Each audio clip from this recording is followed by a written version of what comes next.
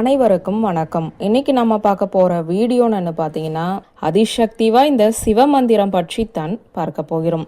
மற்ற நாட்களில் வரும் பிரதோஷ நாளில் எல்லாம் சிவன் கோவிலுக்கு சென்று வழிபாடு செய்ய முடியவில்லை என்றாலும் பரவாயில்லை.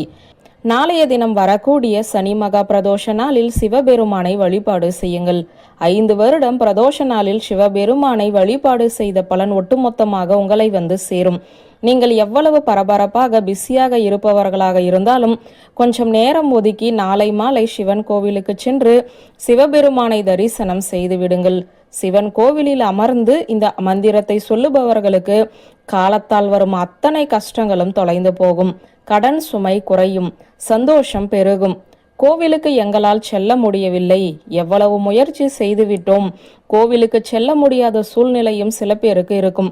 அப்படி இருந்தால் வீட்டில் இருந்தபடி இந்த மந்திரத்தை நீங்கள் உச்சரிக்கலாம். சிவபெருமானின் அருளாசி பரிபூரணமாக அனைவருக்கும் கிடைக்க வேண்டுதல் வைத்து இந்த வீடியோவிற்குள் இப்போது செல்லலாம். உங்கள் வீட்டு பக்கத்தில் இருக்கும் சிவன் ஆலயங்களில் 4:30 மணியிலிருந்து 6 மணி வரை சிறப்பு அபிஷேக ஆராதனை பூஜைகள் நடக்கும். கூட்ட நெரிசல் அதிகமாக இருக்கும். காலை வைக்க கூட கோவிலில் இடம் இருக்காது. இருப்பினும் நீங்கள் கோவிலுக்கு சென்றால் கூட்டத்தோடு கூட்டமாக நெரிசலில் நசுங்கி சிவபெருமானை தரிசனம் செய்வதை தவிர்த்துவிட்டு கோவிலில் காலியாக இருக்கும் இடத்தில் சம்மணம் போட்டு அமர்ந்து கொள்ளுங்கள். முதுகு தண்டுவடம் நேராக இருக்கட்டும். கண்களை மூடிக்கொள்ளலாம்.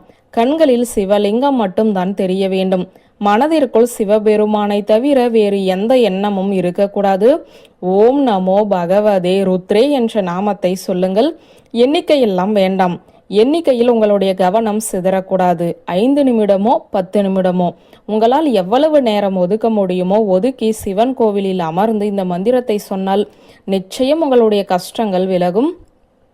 கோவிலில் கொஞ்சம் கூட்டம் குறைந்த பிறகு நந்தி பகவானையும் சிவபெருமானையும் தரிசனம் செய்யுங்கள். கோவிலை 5 முறை வலம் வந்து நமஸ்காரம் செய்து கோவிலில் கொடுக்கும் பிரசாதத்தை வாங்கி கொண்டு வீடு திரும்பலாம். கோவிலுக்கு செல்ல முடியவில்லை என்பவர்கள் வீட்டிலேயே விளக்கேற்றி வைத்துவிட்டு வீட்டு பூஜை அறையில் அமர்ந்து இந்த மந்திரத்தை சொல்லுங்கள். ஓம் நமோ பகவதே ருத்ரே.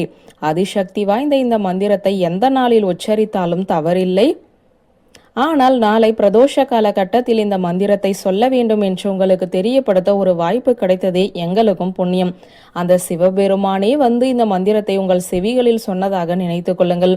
சிவபெருமானை மனப்பூர்வமாக நம்பியவர்கள் என்றுமே கைவிடப்பட்டதில்லை என்ற தகவலை சொல்லி இந்த வீடியோவை நிறைவு செய்கிறேன். நன்றி, வணக்கம்.